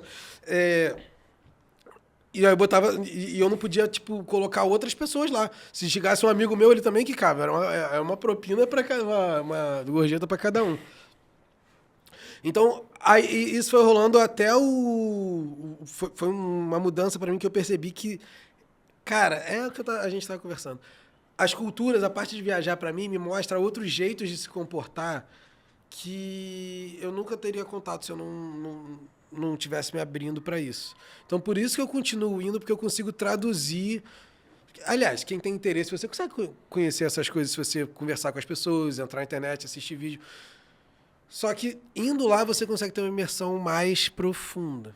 E aí, essa imersão mais profunda, eu consigo traduzir em conhecimento pra gente, né? Em forma de marketing, em forma de produto e também em forma de inspiração. Então, assim, eu acho que o maior desafio, assim, de viajar são os perrengues mesmo. Porque o resto é só felicidade, sabe? De você aprender, de você conhecer. Aí, na África do Sul, depois disso, eu tive que voltar. E aí, eu tava na véspera da volta, assim, tranquilão. A gente tava num hotel super chique, chamado Lanzerac. É uma vinícola de 300 e poucos anos. Aí, o Denis convidou os executivos para poderem irem para lá fazer o kick-off meeting. Era... tipo, decisões estratégicas para o resto do ano. Porque o que a gente vai fazer esse ano? E aí, eu já tinha minha passagem definida para um dia tal, que era mais ou menos o final, todo mundo ia voltar mais ou menos na mesma época. E aí, o meu assistente, que hoje, depois desse episódio, a gente encerrou, sabe? Tipo, eu ainda continuei 4 meses pagando ele para ele não ficar ferradão, sabe? Mas assim, ele sabia que depois dali não dava mais. A gente todo dia confirmava, né, quais eram os passos do que tinham que voltar e tal, não sei o quê. E aí, nesse dia, a gente foi confirmar. E ele falou, não, Yuri, tranquilo. O seu voo é tal hora, pode ir, não tem problema, vou cuidar de tudo. E aí, no dia anterior, saí pra zoar, tranquilão. Eu falei, meu voo é tal hora, tá suave, a gente pode ficar tranquilo. Bebemos pra caramba, saímos. O que tinha pra fazer na África do Sul, a gente fez. E aí, voltamos. E aí, eu dormi, acordei tranquilão, com minhas coisas arrumadas e tal. Falei, pô, beleza, tô indo pra lá. Aí, fui fazer umas compras, comprei uns negócios lá de presente e tal, pessoal. E aí, falei, cara, vou fazer o check-in, né? Já tinha que estar até feito, vou fazer o check-in aqui. O check-in já tá fechado. Fiquei assim. Ué. Falta ainda 3 horas pro meu voo, como é que o check-in já tá fechado? Aí tentando fazer o check-in. Aí eu fui ver que, na verdade, o Guto tinha mandado a hora errada. Tudo errado do negócio. E aí eu cheguei lá animadão, falei, não, vou fazer e tal, vou conseguir desenrolar, só que já em cima da hora, já não dava mais pra desenrolar. Que às vezes a gente consegue, só que uma coisa, dependendo do que for, você consegue desenrolar muito do carioca isso, né? A gente tem uma informalidade na nossa cultura. A gente acredita que a gente consegue desconstruir o que é e fazer uma coisa que possa ser melhor. Não necessariamente é tudo gambiarra. Às vezes a gente só percebe, pô, esse jeito é engessadão, né? A gente pode fazer um jeito mais solto. E no aeroporto não são muito adeptos disso, sabe? Não, até porque às vezes não dá, ou colocaram pessoas no lugar, coisas desse tipo, né? E aí eu liguei pro Daniel, já tinha perdido. Não vou nem entrar o quanto foi meu desespero de vai pra cima, vai pra baixo, conversa com a mina da África daqui, conversa com a empresa de lá, liga pra agência, liga pra tudo. Que não deu nada. E aí eu falei pro cara, porra, Guto, tu me fudeu, né? Vou ter que ficar aqui. E aí, cara, como é que resolve e tal? Já pensando que... Compra outra. Eu falei, vou ter que comprar outra. Só que a próxima passagem é só quarta-feira, cara. Não tem, porque não tem voo regular da África do Sul pra cá. Todo dia, assim, né? Aí eu fiquei, putz, e agora? O que eu faço? E também não devia ter hotel marcado para mais tantos dias. Não tinha nenhum, porque o hotel que eu tava era um super hotel. Era tipo assim, $1.000 e poucos a diária, sabe? Eu falei, pô, não tô planejado pra gastar nada disso. Não era o meu plano. Eu já tinha outros planos, com outros gastos, com outras coisas voltando, sabe? E aí, quando foi a hora de voltar, aí eu liguei pro Denis e falei, pô, Denis, perdi o voo e tal, não sei o que. Ele começou a rir da minha cara. Eu falei, caralho, o filho da... Como assim? Eu acabei de perder o voo, tu tá rindo. E eu fiquei ansiosão, né? Que eu não sabia o que fazer e tal. E aí eles estavam em outro, porque era longe, tipo daqui pra Teresópolis, sabe? Era no interior. Inclusive, história maneira. Fui lá, aproveitei essa viagem pra conhecer minha plantação de cannabis na África do Sul. Outra coisa, bota essa imagem aqui minha. Felizão. O dia mais feliz da minha vida. Fui lá conhecer, que fica em Stellenbosch, que é essa área mais afastada, como se fosse aqui Rio Capital para Teresópolis, Cape Town para Stellenbosch. E aí, quando... E me perdi. Foi conhecer a plantação. Não, isso foi o máximo mesmo. É porque teve várias coisas que eu fiz na África do Sul, aproveitando... Eu gosto de fazer a ida do trabalho te proporcionou algumas situações. Outras situações. E, bom, por fim, aí na volta liguei, porra, me sacanearam, né? Riram pra caraca de mim, falaram, ninguém acreditou até hoje, não acreditam que. Eles não acreditam. Ele fala, cara, tá bom, você demitiu o seu assistente só pra poder falar que essa história é verdadeira, mas não é. Tipo, a gente fez um. Enfim. Ninguém acredita direito lá no. Não, mas não acredita que você perdeu, não eles acredita que ele errou. Eles acreditam que. Você perdeu o voo. Porque depois a gente ficou junto, zoando lá, que a gente foi pra outra cidade, lá na África do Sul. Mas eles acham que eu perdi de propósito pra continuar lá com eles, zoando e tal. Ninguém acredita, eu tava agora. A questão que ele acha que eu perdi de propósito, e não perdi, né? Aqui, registro público do... outra história de perrengue, assim, esses perrengues eu acho que são mais engraçados quando você sabe a dor que é, né, do que você está perdendo. Você fala assim, você está com a expectativa de que está tudo certo, você está resolvido, e aí a frustração, lembrar da frustração, eu acho que é o mais engraçado. Então, agora eu vou pular um pouco para histórias mais profundas. Eu acho que a gente pode falar um pouco agora da parte mais de tanto da neurociência e neuromarketing, quanto dessa parte de você ter trabalhado para a CBF, para as Olimpíadas, para essa parte de marca e brand. Eu acho que a gente pode falar um pouco disso para depois a gente voltar em algumas histórias pitorescas. Então, assim, eu queria que você contasse algumas coisas dessa tua trajetória, tanto com marca, que nem você falou aí, teve bastante experiência, você teve uma passagem boa na CBF, eu acho que é um assunto interessante para a galera que está, principalmente, começando e vendo sobre neurociência, sobre marketing e brand. Bom, o começo do contato com a neurociência, você viu, né? Lá Neotrip, com certeza, coworking e tudo. Depois eu realmente me apaixonei por isso, na parte de neurociência. Eu comecei de neuromarketing, foi onde tudo começou. Fiquei muito intrigado com isso da gente ter um comportamento padrão, sabe? De mais ou menos um cachorro, por mais que cada cachorro tenha a sua personalidade, eles têm um comportamento parecido. E aí, ser humano, por mais que cada um tenha a sua personalidade, eles têm um comportamento parecido. E isso me intrigou muito, da abordagem do cara vir e falar, olha só, tem alguns botões que você aperta e, de fato, geram reações da pessoa. Botões metafóricos, né? Tipo, tem algumas estímulos que você dá que faz a pessoa, de fato, agir de um jeito esperado ali. Isso foi, imagina um cara curioso como eu fiquei assim, cara, não acredito, existe isso, sabe? Algo que você não precisa jogar no mercado para testar, você consegue testar no laboratório antes e ver se vai funcionar ou não. E isso acabou me fazendo ficar mais apaixonado ainda pelo marketing e fui aprofundando. Então, isso também acabou se desdobrando nos trabalhos em si. Por causa da neurociência, eu quero sempre impressionar o ser humano. Então, não adianta fazer uma coisa que eu sei que todo ser humano está acostumado, porque ele vai apagar em 6 horas. Uma coisa que ele está acostumado. Eu quero fazer até pelo impacto das marcas, né? Que a gente tem muito hoje. Quase 6 mil marcas por dia. Já está em 11. Aí. 11 mil novas empresas por dia só no Brasil. Só no Brasil. A gente não está nem falando de marca no mundo inteiro. Então, assim, isso às vezes eu falo pro pessoal designer, né? Que eu gosto muito de incentivar os designers, as designers principalmente. Que as mulheres designers são as que mais enfrentam desafio, invalidação e tal no mercado de publicidade.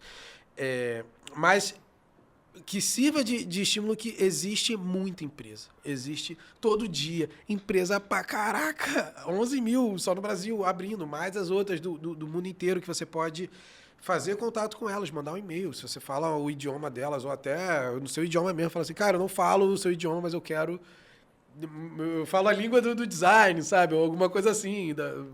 Você pode se virar.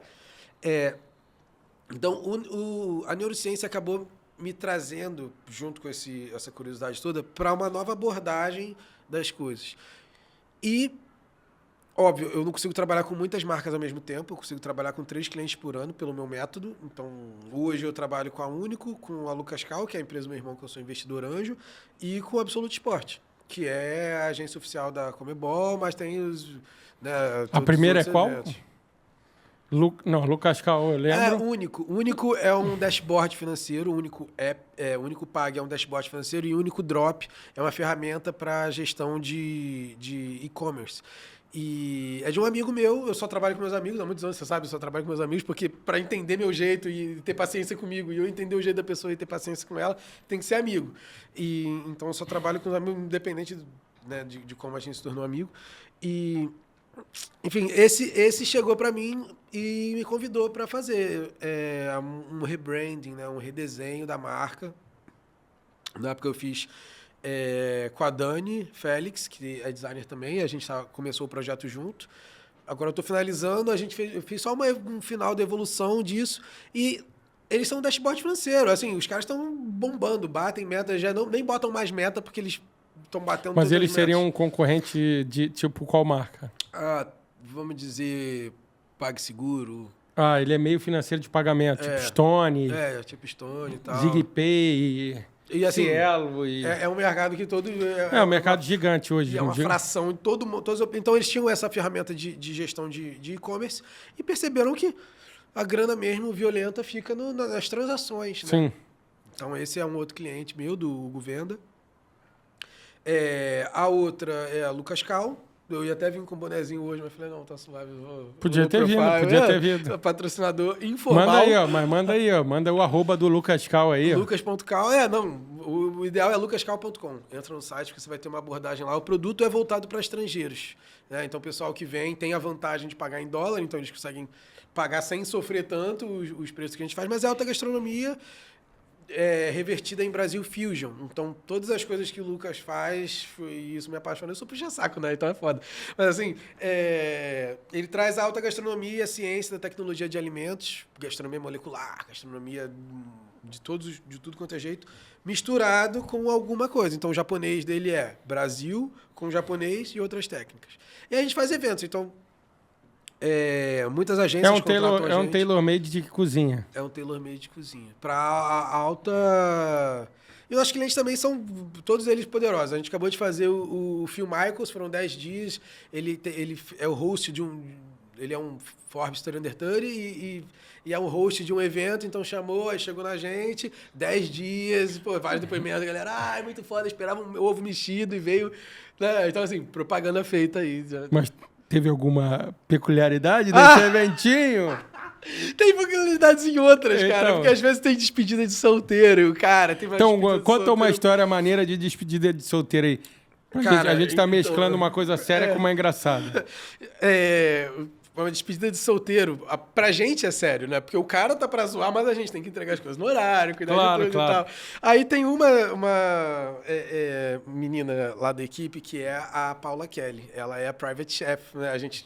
O Lucas, eu consegui tirar ele de private chef. Eu falei, Lucas, você não pode mais ser, senão fudeu. A gente não consegue crescer o negócio. Aí ele saiu e a gente contrata os private chefs que, realizam uma ideia e muitas vezes até melhor. Não do que o Lucas, mas assim... Não, ele vai passar o que ele tem diferencial pros caras para dar continuidade à marca. E aí, quando chegando nessa despedida de solteiro, os caras, eles levavam muita garota de programa pra casa. Muita. O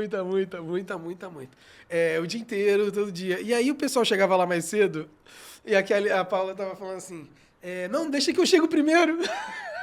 Eu abro a casa, deixa comigo, tá tranquilo. Só que ela fazia isso. Aí a galera tava louca. Ela chegava mais cedo pra poder ver a putaria rolando ainda, sabe? Tipo assim, 4 da manhã ainda tava acontecendo as coisas do dia anterior. E aí ela chegava supostamente pra poder arrumar, organizar as coisas. Mas ela ficava vendo as meninas, indo pro lado pro outro, os caras, peladão, caraca, e droga e tudo. Assim, são algumas coisas que rolam. Rola muito, na verdade. Se você pensar bem, a primeira coisa que as pessoas veem em qualquer evento, em qualquer coisa, quando elas estão viajando, ou a maioria delas, elas procuram drogas, sexo e rock and roll. O rock and roll é a atividade em si, então, por exemplo, Absolute Sport. O rock and roll seria a final da Libertadores. Sim. Muitos pedem, não vou dizer todos assim, né? Até para não expor a galera, mas muitos pedem acompanhante, drogas e... Absolute tem o seu jeito de lidar com isso, que é não se envolver, né? Tem uma política lá e tal. Mas na Lucas Cal a gente não tem essa política. a gente pode Deixa indicar. Deixa eles fazerem o que eles quiserem. Tá?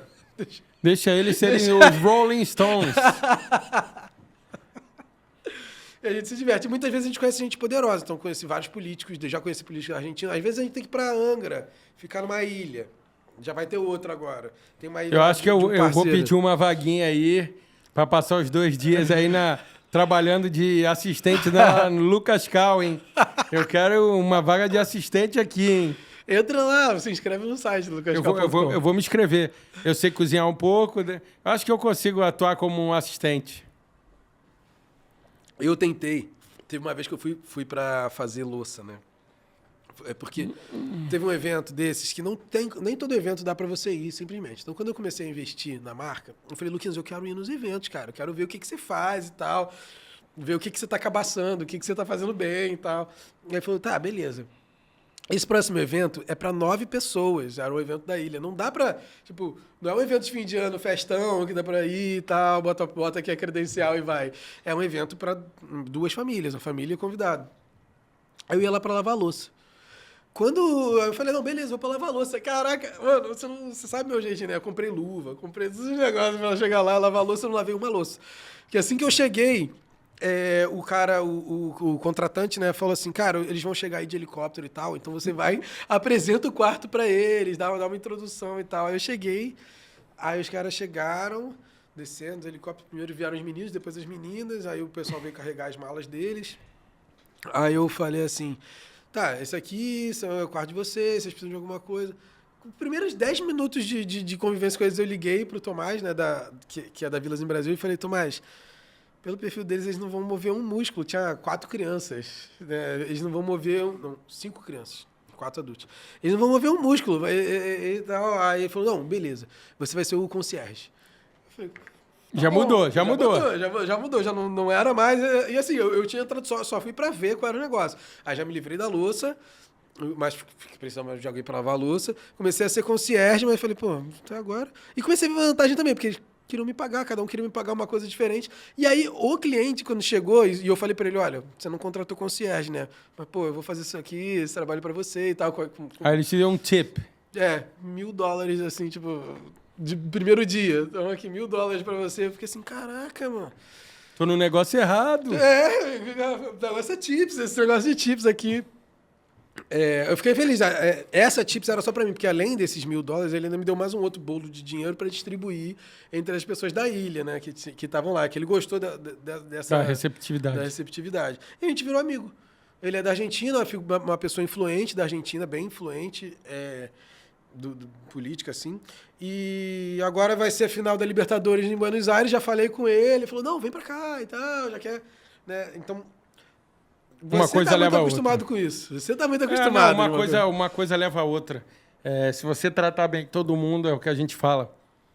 As pessoas gostam, todo mundo gosta de ser tratado bem, independente de qualquer coisa. Então, você vai gerando uma proximidade e aí depende de cada um. Eu por acaso, tenho uma facilidade com isso. Então, eu nem sei explicar. Só sabe cedo. Não, ontem me perguntaram assim, não, como é que se deu esse fato de você conhecer a quantidade de pessoas que eu conheço.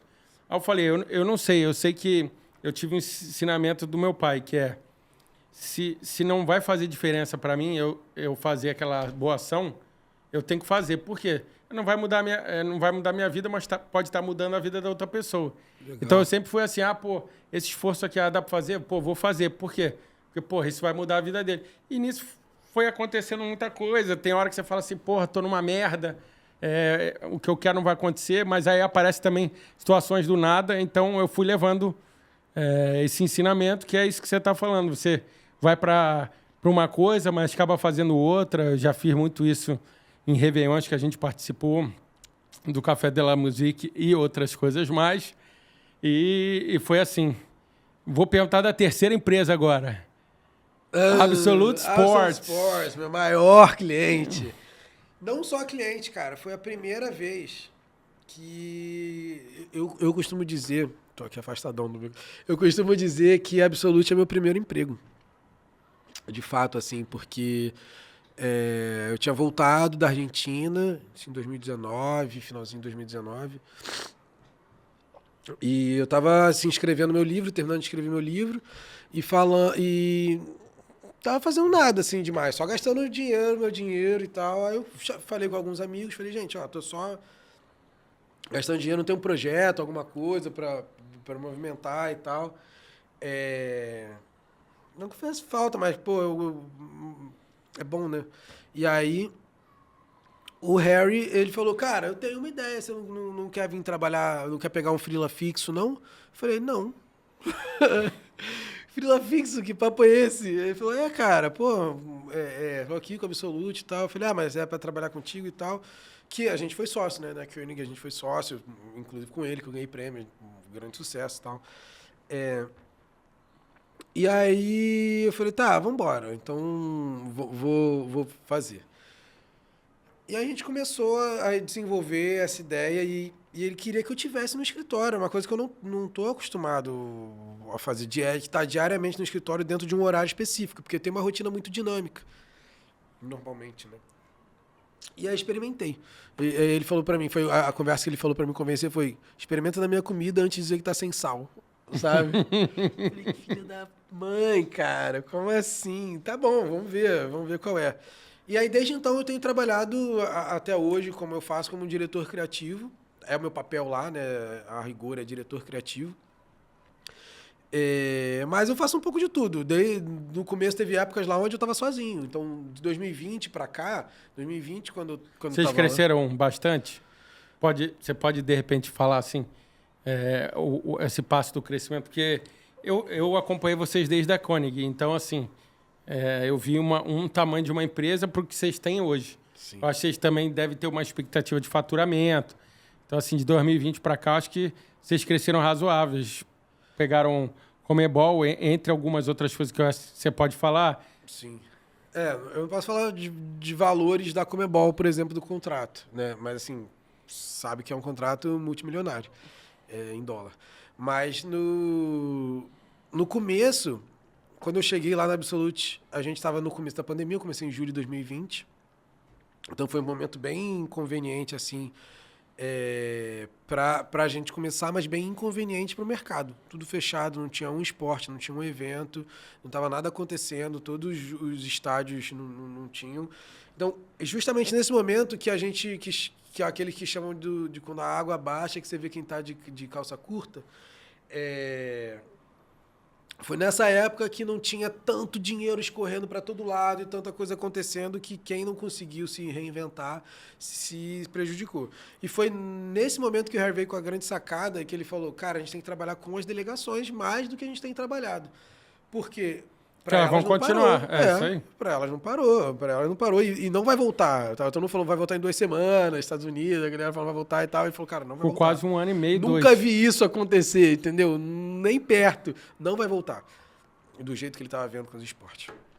E aí todo mundo botou fé, acreditou nessa visão dele e a gente investiu nisso. Então eu consigo dizer que, apesar de visionária, ao invés de fechar as portas, durante 2020 a gente conseguiu fechar, mas abaixo de $500 mil de faturamento anual. Não sei se posso explanar isso, mas estou explanando. E só na última Libertadores a gente fez 30 milhões. Só no último em venda, né? Óbvio. Então, só você pegar quase 60 vezes ou mais. Então, assim, a empresa cresceu muito desde o 2020 para cá. E que nem você falou, eu acho que você pode falar. Eu acho que fecharam coisas com o Mercado Livre. Óbvio. Não é? Então, esse é o legal de ter trabalhado lá. Por isso que eu sou tão grato pela oportunidade, apesar de até hoje não me identificar totalmente com o formato de ter um emprego, né? Você vê que eu ainda continuo maluco assim. Aprender, você ter desafios. Como eu te falei, eu nunca iria para o Cristo passar por um furacão se não fosse justamente a necessidade de fazer um evento para diferente, autoridades e tal, num lugar especial. Então, lá na Absolute, eu acabei aprendendo e tendo contato com outros esportes que eu não era tão acostumado a fazer, outras coisas, e eu fui ganhando espaço lá dentro. Então, hoje, como diretor criativo, meio que recai sobre mim a responsabilidade de inovar, a responsabilidade de transformar as ideias, o criar. Você sabe, muita gente não está acostumada com isso. Criar não é ter ideia. Criar é tirar da ideia e transformar em uma coisa criada, né? De verdade. Então, quem tem ideia são os clientes. Então, a maior parte das ideias nem vem de mim. Vem Você tem que adaptar ela à realidade. só fazer ela ser verdade. É só fazer... adaptar e fazer ela ser de verdade. Esse é o nosso trabalho quando a gente está trabalhando com criação. E com o Mercado Livre, tem alguma coisa diferente aí, Mercado Livre? Foi, então, bem puxado. Além do Mercado Livre, tem várias outras marcas. Depois que a gente entrou nesse pool de A patrocinadores, Santander, né? então a gente está envolvido com o Mercado Livre, com a Puma, com a Nike, com a TCL, com a Amistel, com várias marcas que antes a gente não tinha tanto contato, agora a gente é do mesmo clube. Os patrocinadores e parceiros oficiais da Conmebol.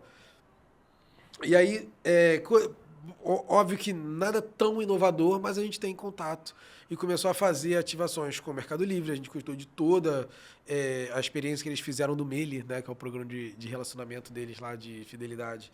Eles convidaram algumas pessoas para viver uma experiência, então a gente fez toda a experiência, fez festa, fez a ambientação do quarto, tem tudo, vídeos disso tudo. Eu contratei uma equipe de cinema, o que foi até meio que um trabalho extra, porque o ideal é você ter equipe de publicidade, né, para fazer. Sim. Eu, quando eu tenho uma equipe de cinema, ficou um nível muito mais alto da Que qualidade. eles esperavam. Mas o timing também é outro, né? Aí o tipo de edição é outro. Assim, são coisas que você vai aprendendo. Eu ainda considero que as marcas que vêm, elas acabam te mostrando um novo universo e conectando outras coisas. Por causa do Mercado Livre aqui, aí ontem tava o Marcinho me ligando, Marcinho de outra empresa, né? Produção de carnaval e tal, para falar de um outro produto enorme que ele gostaria de ver o Mercado Livre patrocinando. Então, já é uma ponta para fazer, porque agora o Mercado Livre tá felizão com a gente, né? A gente fez uma super campanha com eles.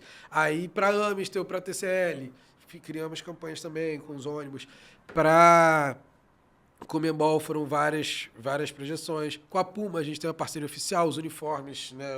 Hoje eu estou usando outra marca. Podia ter trazido uma camisa da Puma, né? Brincadeira. Eu vou voltar, eu vou voltar a trazer. A gente vai ter que ter um segundo, porque tem muito assunto. Então, no segundo, eu vou cobrar a camisa da Puma. A camisa da Puma, tem o casaco da Puma. Antes a gente comprava, a gente mesmo, comprava da Nike, assim, porque E fazia o modelo e bordava em cima do símbolo. Botava um patch em cima do símbolo e tal.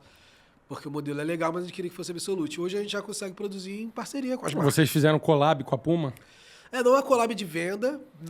Sim, de branding, que eu digo. De branding, sim. Todos os uniformes de assim, mais de 1.000 pessoas que a gente teve na nossa equipe, porque a equipe core, né, a equipe principal é pequena, mas quando a gente faz um evento desse só de cliente, a gente botou 5.000 pessoas. O estádio cabe em 60, 70 mil pessoas. Então, é uma operação violenta e tinha muita gente uniformizada, muita gente que eu nunca nem vi. Gente que eu vi, encontrei gente que eu conheci e tal, tava trabalhando lá com a gente. A Puma foi um grande parceiro nesse momento, de verdade, de produzir, assim, ajudar a produzir, porque eles têm indústria, né? Eles são uma indústria de multi-coisas. Sim, e eles até são um posicionamento para Absolute. Ajuda a gente na questão do posicionamento, porque a gente se associa a uma marca... ela é forte, mundial, ela é vista lá fora, está dentro de competições internacionais. Tem o background alemão também, parecido com da Adidas. Não só da Adidas, da própria Absolute Sport, que começou na Alemanha. Por isso que eu fui pra lá agora. Eu fui conhecer aí e fui ver. Os caras são muito diferentes. Juro pra tu. O jeito eu trabalho... Não, coisas... o alemão é diferente. Eu tenho na agência Júlio, um abraço pra você aí, ó. Você vai estar vendo depois esse episódio. Ele ficou 10 anos na Alemanha e depois veio trabalhar comigo. Já tem mais de 10 anos. E, eu atendi 3, 4 anos clientes na Alemanha, parque energético, usina termoelétrica. A gente atendeu pela Tori. Então, assim, é muito diferente. Muito, né? Eles são rígidos com timing, entrega. O design é diferenciado. O design deles são bem diferenciado, muito minimalista. É moderno, mas minimalista. É bem diferente, assim. Comparar ainda mais que a gente pegou os dois extremos. O alemão com o carioca. É muito diferente, cara. O jeito de pensar, o jeito de interpretar, a formalidade, é o que eu falei mais cedo, né? tá no nosso DNA a informalidade. Você conhecer um cara agora, você querer fazer um negócio de um jeito diferente e tal. Não muitas outras cidades, pra sacanear a gente, fala que isso não é ético, ou que não é correto, ou que a gente é safado, ou que a gente é ladrão, ou qualquer coisa. Mas, na verdade, não. Se você reparar a essência, é um dos povos mais hospitaleiros que tem o carioca.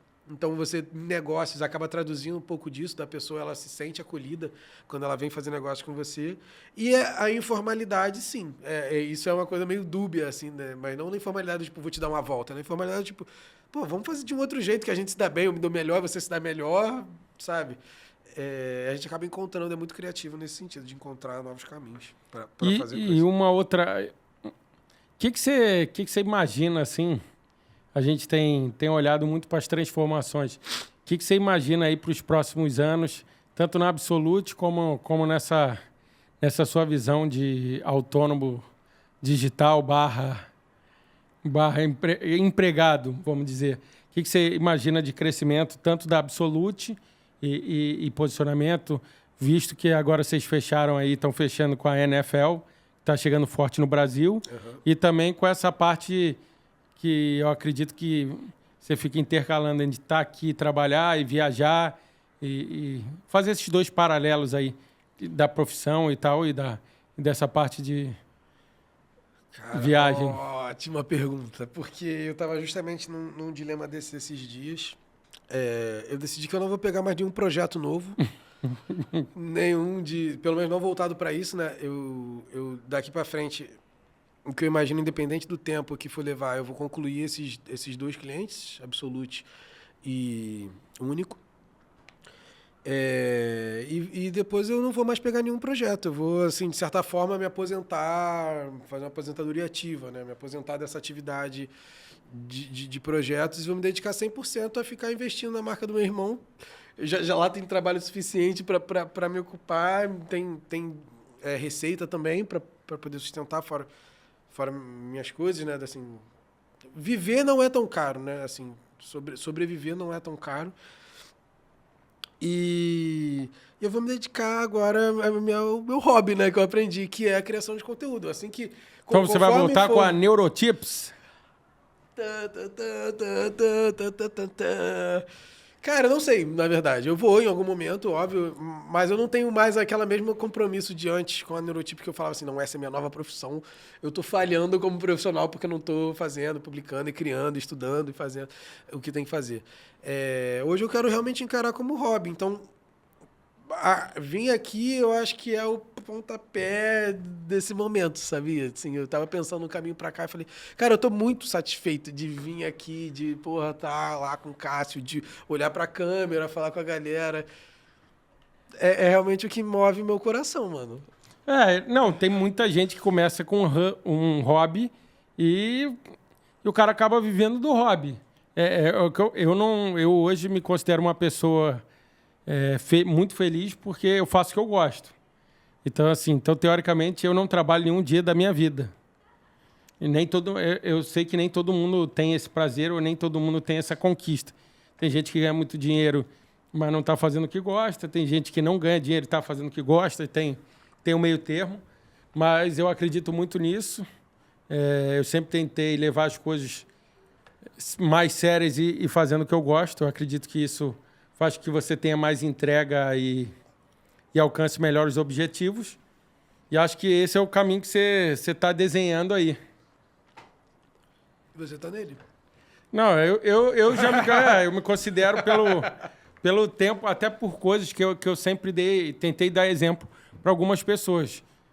Eu deixei que nem você falou, sou empresário desde cedo e tal, e deixei de ter emprego fixo, deixei algumas oportunidades grandes, tanto de direção e outras coisas. Fiz alguns turning points de empresa, pivotei, abri algumas empresas, tenho vários sócios em outros negócios, mas assim, o que eu sempre gostei foi a parte da publicidade, essa parte do networking, e eu tento expandir dentro disso cada vez mais os contatos. Eu acredito acredito piamente nisso que a gente está falando agora, de você fazer o que você gosta, você acaba é difícil explicar, né? Eu não sei explicar, é que nem me perguntaram, vou te fazer uma pergunta, qual o propósito de vida hoje? O seu? Cara, é delicada essa pergunta, né? Assim, cada pessoa vai ter uma abordagem. A minha abordagem, eu me sinto já muito realizado, sabe? Por causa das situações de vida de cada um, você tem seus próprios aprendizados. A minha trouxe essa dificuldade da minha mãe, né? Esclerose múltipla, desde nova e tal. 40 anos, ela cheia de planos, cheia de coisas para fazer, do nada já era tudo. E isso para mim é um incentivo para continuar fazendo o que eu quero, porque do nada, quando você menos esperar, pode ser que não seja mais o que você quer. O homem planeja, Deus dá risada, igual eu falei mais cedo. Minha mãe estava cheia de planos e várias coisas, 2 filhos e apartamento recém-comprado e coisas, e do nada você não vai mais andar, você não vai mais falar, você não vai mais... vai ter que... Então, assim, me incentiva a falar, por que eu não vou fazer o que eu tô afim se eu vou morrer e daqui a pouco... Foi o que o Silvio Santos falou recente agora, antes de... O pessoal falou, tu não vai usar teu tênis, tu não vai... Ontem a gente tava, cara, não vou usar meu jogo de talher porque eu quero uma data especial. É aquela parada, data especial é hoje, porque amanhã pode não existir mais. Então, assim, eu já fui taxado, porque eu sou o cara, assim, de, vamos dizer, esmerilhar, usar as coisas que eu gosto até acabar. Eu sou também. Se eu compro um carro bom, eu quero usar. Se eu não quero ficar, isso aqui eu não vou fazer, não, isso aqui eu vou deixar. Então, assim, eu não tenho muito isso. Então, até porque eu acredito nisso. Se eu gosto daquilo, eu tenho que usar todo dia. Para que eu vou deixar o que eu não uso? Uhum. Para deixar... Eu tenho até um caso famoso que eu vou contar aqui. Eu fui para os Estados Unidos e comprei um Air Jordan especial lá na loja da Nike de 7 andares que tem em Chicago. Eu não vou lembrar na rua porque já tem um tempinho. Comprei o tênis, era um absurdo, paguei uma nota, diferenciado, não tinha muito. Comprei e trouxe para cá. E falei, cara, só vou usar algumas vezes. Aí eu usava de tanto e tanto. Aí teve a pandemia, teve outras coisas. Meu tênis ficou guardado, um Air Jordan foda. Eu não lembro o número, mas difícil pra caramba de achar e tal. Estragou. Fiquei, eu acho que mais de uns 6 meses sem usar. Tirei ele, fui usar pra uma festa e tal. Cara, no meio da festa, quando eu vou pisar, da metade pra trás da sola, solta. Cara, naquele dia eu fiquei tão puto. E tão assim... Aí voltei pra casa e falei, cara... Vou ter que colar essa merda. Colei e tal, fiquei bolado comigo por não ter usado. Aí fui ler. O tênis, principalmente... Usado, né? se você pega o tênis, você usa e deixa ele muito guardado, ele abafa e a tendência é ele ir soltando. Então, assim, pra gente ver, eu dei o exemplo do tênis, mas isso existe em várias outras coisas. Se eu pegar um carro e não ligar, ele vai acontecer Avião. isso. Então, assim, todas as coisas, elas foram feitas para usar. Eu tenho um relógio legal, mas, só tem um braço, então... tem que pegar e usar todo dia. Uhum. Eu tenho um óculos, eu tenho um celular. Então, tem coisas que não é coleção, não coleciono arte nem nada. Então, eu tirei muito isso, assim, já tenho outros exemplos, tu disse que você está falando, mas eu usei isso como E a partir desse momento eu falei assim, quer saber de uma coisa? Se eu gosto, eu uso até a rasga, compro outro. Aí o pessoal, mas tu só usa, vou usar e acabou, mano. E fui levando isso. E cada vez mais isso tem me mostrado que é o pensamento correto do que a gente está falando. Porque muita gente está hoje contigo e amanhã não está. Então, assim, eu vou encaminhar para o final. Aqui agradecer a presença. A gente vai marcar um segundo... Convite. A gente vai marcar um segundo papo, porque a gente eu acho que a gente só entrou nos 25% do que pode ser falado, mas eu gostaria de agradecer aí por você ter aberto a agenda, vindo aqui, ajustado os períodos de viagem e tudo isso, e ter dado uma contribuição aqui, principalmente para o meu Multiestudos aqui no Parque Jacarepaguá e para o que a gente está criando, que... Acredito que muitas pessoas em breve vão ter noção do que vai acontecer. Eu acho que em breve. Ainda estão vendo a gente com só apenas um podcast, mas eu acho que em breve vai ter. Cara, obrigado pelo convite, né? Parabéns também. Tá aqui é muito foda. todo mundo que vier deve sair, todo mundo que vem sai assim, né? Porque é diferente você ver a estrutura, ver o carinho, ver a equipe, a galera trabalha amarradona, apaixonadona, dá pra sentir. E isso faz a diferença, né? Eu me senti acolhido, me senti bem. Acho que todo mundo que estiver vindo, não é só porque eu sou teu amigo, todo mundo que vem Sim, aqui com certeza. se sente bem também. Então, parabéns muito pelo projeto. Quero vir mais vezes, quero fazer mais coisa. Vamos bolar algumas ideias. E para quem assistiu aqui, espero que sirva de inspiração. Nossas histórias somos pessoas normais. É uma coisa que eu falo com meus amigos, somos pessoas normais. Pô, vocês fazem um monte de coisa foda e tal. Sem modéstia, sim, fazemos, mas você pode fazer. Você já, de repente, já faz e continua fazendo, sabe? Já deve ter feito um monte. Não precisa ser especial para fazer coisas especiais. É só você fazer mesmo. Aqui é um exemplo, né? Onde a gente está agora. Olha isso. Se você tem um sonho, você pode realizar. Fala sério. Obrigado pelo convite, mano. Valeu, tamo junto. Um abração e nos vemos em breve. Até mais.